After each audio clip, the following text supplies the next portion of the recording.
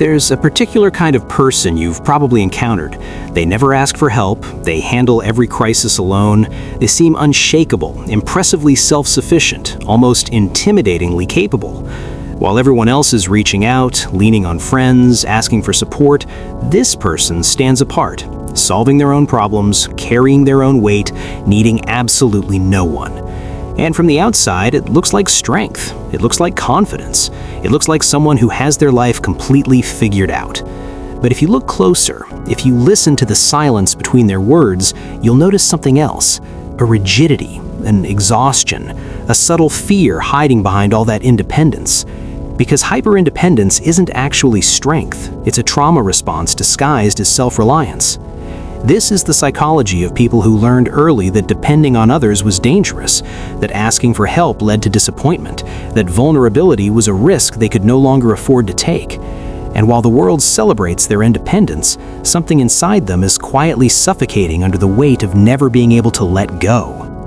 Let's start with what hyper-independence actually is, because most people confuse it with healthy autonomy. Healthy independence means you can take care of yourself, and you're also capable of receiving support when needed.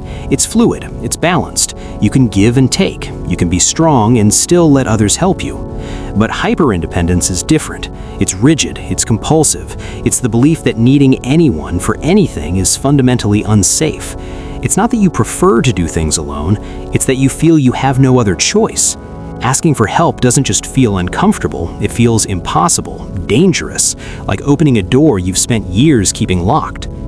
Psychologically, hyper-independence functions as a defense mechanism. It's the mind's way of saying, if I don't need anyone, no one can hurt me. If I don't depend on anyone, I can't be disappointed. If I never ask for anything, I'll never be rejected.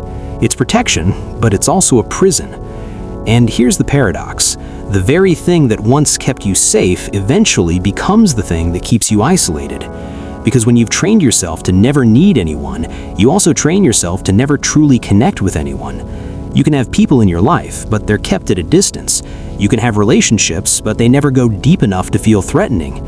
You remain perpetually self-contained, perpetually alone, even when surrounded by others. The roots of hyper-independence almost always trace back to childhood, specifically to moments when a child's needs were consistently unmet, dismissed, or punished. Maybe you had parents who were physically present but emotionally unavailable. Maybe they were overwhelmed by their own struggles and couldn't show up for yours. Maybe they were neglectful, absent, or simply incapable of providing the consistent support a developing child requires. Or perhaps they were there but with conditions. They helped you but with criticism. They supported you but made you feel guilty for needing it. They gave but with strings attached. And over time, you learned a painful equation. Asking for help costs more than it's worth. This isn't always about dramatic neglect or abuse. Sometimes it's more subtle. A parent who sighs heavily when you need something. A caregiver who makes you feel like a burden for having basic emotional needs. A household where everyone else's problems took priority and yours were minimized. Other people have it worse. Stop complaining. You're fine. When a child repeatedly experiences their needs being met with frustration, dismissal, or inconsistency, their brain adapts. It learns that depending on others is unreliable at best and painful at worst. So it develops a solution. Stop depending on anyone. Handle everything yourself. Become your own source of everything you need. And in childhood, this adaptation is actually brilliant. It's survival. It's how the mind protects a child from repeated disappointment and emotional injury. But the problem is that this coping mechanism doesn't stay confined to childhood. It becomes a core part of how you relate to the world, even when the original threat is gone. Some psychologists describe hyper-independence as a form of counter-dependency. On the surface, it looks like you don't need anyone, but underneath, there's often a deep, unacknowledged longing for connection that feels too dangerous to pursue. You want support, you want to be cared for, you want to know that someone will show up for you. But wanting those things feels like betraying yourself, like returning to a vulnerability that once caused too much pain. So instead, you become the person everyone else leans on. You become the helper, the problem solver, the strong one. You're always there for others, but you never let anyone be there for you. This creates a strange imbalance in your relationships. People see you as capable and independent, but they don't see the part of you that's exhausted from never resting, never trusting, never letting anyone in. And here's what makes this particularly painful. Hyper-independent people often attract relationships that reinforce their pattern. They end up with friends who only take, partners who admire their independence but never offer real emotional reciprocity, people who appreciate that you don't need anything from them because it means they don't have to give. This creates a self-fulfilling cycle. You believe people can't be relied on, so you choose people who prove that belief true. And every time someone fails to show up for you, which they inevitably do because you've unconsciously selected people incapable of showing up, it confirms your original wound. See, I was right. I can't depend on anyone. But the real tragedy isn't that you don't trust others. It's that you stopped trusting yourself to survive disappointment.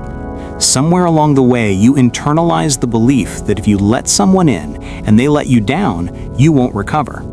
That needing someone and being rejected would destroy you. So you've built an entire identity around never taking that risk. Let's talk about what hyper-independence actually looks like in daily life, because it's rarely obvious. It doesn't announce itself. It hides behind competence and control. You're the person who handles everything. At work, you take on more than you should because delegating feels impossible. You'd rather burn out than risk someone doing it wrong or not following through. In relationships, you're supportive and giving, but when someone asks, "How are you really doing?" you deflect. You give a surface answer. You redirect the conversation back to them. Because sharing your actual struggles feels like exposing something shameful, like admitting weakness. When something difficult happens, a loss, a setback, a personal crisis, you process it alone. You might tell people after the fact, once you've already handled it, once the emotional weight has been privately managed, but asking for support in the moment? That feels unthinkable. You also struggle to celebrate your wins with others. Even positive vulnerability feels risky.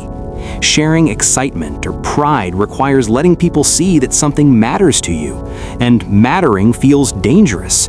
What if they dismiss it? What if they minimize your achievement? Easier to just keep it to yourself. Hyper-independent people also tend to overfunction in relationships. You anticipate needs before they're expressed. You solve problems before anyone asks. You give and give and give. Not because you're naturally selfless, but because giving keeps you in control. As long as you're the one providing, you're safe. You're needed, but not needy. You're valuable, but not vulnerable. But this creates exhaustion that others don't see. You're managing everything: your own life, other people's problems, emotional labor no one asked you to carry. And because you've made it look effortless, no one realizes you're struggling. They assume you're fine because you've never indicated otherwise. And you can't resent them for not offering help because you've spent years making sure they never see you need it. There's also a specific kind of anxiety that comes with hyper-independence: the fear of being trapped. Hyper-independent people often avoid situations where they might become dependent on someone else, even temporarily. Moving in with a partner feels terrifying, not because of commitment, but because it means relying on someone for shared responsibilities. Accepting financial help, even when needed, feels like losing autonomy. This fear isn't about control in a negative sense, it's about safety. If you depend on someone and they leave, betray you, or simply stop showing up, where does that leave you? For someone whose early life taught them that dependency equals danger, any situation requiring trust feels like standing at the edge of a cliff. Another psychological pattern common among hyper-independent people is all or nothing thinking about support. Either you handle everything completely alone, or you failed. There's no middle ground. Asking for help with one thing feels like admitting total incompetence. So instead of reaching out for reasonable support, you carry everything until you physically or emotionally collapse. And even then, even in moments of breakdown, the instinct is to hide it, to recover in private, to make sure no one sees you at your lowest, because that would mean being seen as weak, as needy, as the thing you've spent your entire life trying not to be. Here's what most people don't understand about hyperindependence. It's not about confidence. It's about control born from fear. It's the belief that if you manage everything yourself, nothing can go wrong in a way you can't handle. It's the illusion that self-sufficiency equals safety. But the truth is more complicated. Hyperindependence doesn't protect you from pain. It just ensures you experience all your pain alone. It doesn't make you stronger, it makes you more isolated. And while you might avoid the specific hurt of being let down by others, you create a different kind of hurt, the deep, persistent loneliness of never letting anyone truly know you. Psychologists often describe this as anxious avoidance. You want connection, but connection feels dangerous. So you stay close enough to have relationships, but far enough away to never truly depend on them. You participate in intimacy, but only up to a point. You share, but never the parts that feel most vulnerable. You're present, but protected. This creates relationships that feel somewhat hollow. People care about you, but they don't really know you. They see your competence, your strength, your independence, but they don't see the exhaustion, the fear, the longing underneath. And you tell yourself this is fine, this is what you want, this is safer. But deep down, part of you aches for something different. There's also a specific kind of shame that hyper-independent people carry, though they rarely name it. It's the shame of having needs at all. You've internalized the belief that needing support is inherently bad, that wanting help makes you a burden, that expressing vulnerability is weak. This shame often stems from early messages, either explicit or implicit. Don't be so needy. Stop asking for so much. I have enough to deal with. And if those messages came from the people who were supposed to care for you unconditionally, they cut deep. They taught you that your needs were inconvenient, excessive, unwelcome. So you learned to hide them. And eventually you learned to hide them so well that even you stopped acknowledging they exist.